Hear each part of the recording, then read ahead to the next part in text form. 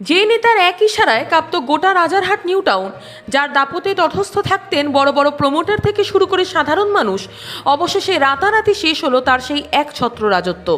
বেঙ্গল এসটিএফের জালে ধরা পড়েছেন অভিষেক বন্দ্যোপাধ্যায় ঘনিষ্ঠ হেভিওয়েট তৃণমূল নেতা এবং বিধাননগরের প্রাক্তন মেয়র পরিষদ দেবরাজ চক্রবর্তী। পুলিশ সূত্রে উঠে আসছে এক ভয়ঙ্কর তথ্য।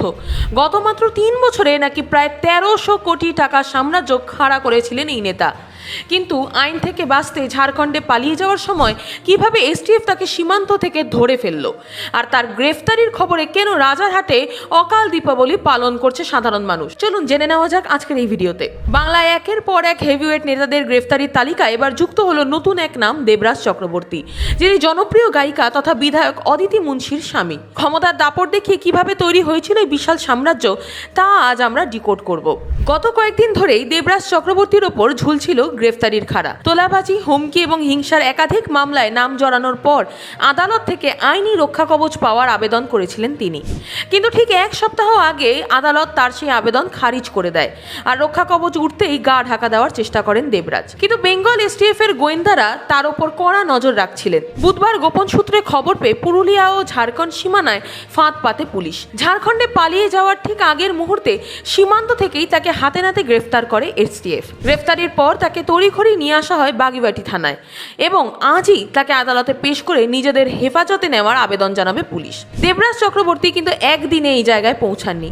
একসময় প্রাক্তন মন্ত্রী পূর্ণেন্দু বসুর ছায়াসঙ্গী হিসেবে রাজনীতিতে হাতেখড়ি তার। পরবর্তীতে বিধাননগর পুরসভার কাউন্সিলর এবং মেয়র পরিষদ হন। আর বিধায়ক অদিতি মুন্সির সাথে বিয়ের পর তার ক্ষমতা যেন রকেটের গতিতে বাড়তে থাকে। এলাকায় কান পাতলেই শোনা যেত বিধায়ক অদিতি মুন্সি হলেও বকলমে আসল ডিফ্যাক্টো শাসক ছিলেন দেবরাজ নিজেই। পুলিশের তদন্তে যে চাঞ্চল্যকর তথ্য উঠে এসেছে তার চোখ কপালে তোলার মতো।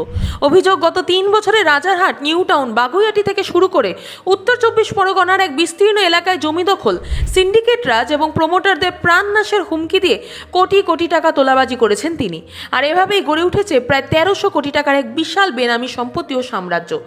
দেবরাজের গ্রেফতারির খবর রাজারহাটে পৌঁছাতেই এক অভূতপূর্ব দৃশ্য দেখা গেল। সাধারণ মানুষ যারা এতদিন ভয় মুখ বুজেছিলেন, তারা রাস্তায় নেমে বাজি ফাটাতে শুরু করেন। মিষ্টি মুখ করানো হয় একে অপরকে, যেন সত্যিই অকালে দীপাবলি নেমে এসেছে রাজারহাটে। বিরোধী রাজনৈতিক দলগুলো এই ঘটনা নিয়ে তীব্র আক্রমণ শানিয়েছে। বিজেপি বিধায়ক তরুণ জ্যোতি তিওয়ারি সাধারণ মানুষকে মিষ্টি খাইয়ে বলেন, দেবরাজ চক্রবর্তী একজন ধারাবাহিক চোর। রাজারহাটের প্রত্যেকের কাছ থেকে লুটপাট চালানো হয়েছে, জমি দখল করা হয়েছে। অন্যান্য বিরোধী নেতাদের কটাক্ষ, তৃণমূলের চুরির কাহিনী এখন ওটিটি সিরিজের মতো হয়ে গেছে, যেখানে রোজ একটা করে নতুন চুরি সিরিজ লঞ্চ হচ্ছে। অভিষেক বন্দ্যোপাধ্যায়ের অত্যন্ত ঘনিষ্ঠ বৃত্তে থাকা এই নেতার পতন কি উত্তর ২৪ পরগনার রাজনীতিতে তৃণমূলের জন্য বড় ধাক্কা? এই ১৩০০ কোটি দুর্নীতির শিকড় কত দূর বিস্তৃত তা এখন খতিয়ে দেখছে তদন্তকারীরা। আপনার কি মনে হয়, দেবরাজ চক্রবর্তীর এই গ্রেফতারি কি রাজারহাটের সিন্ডিকেট রাজের অবসান ঘটাতে পারবে?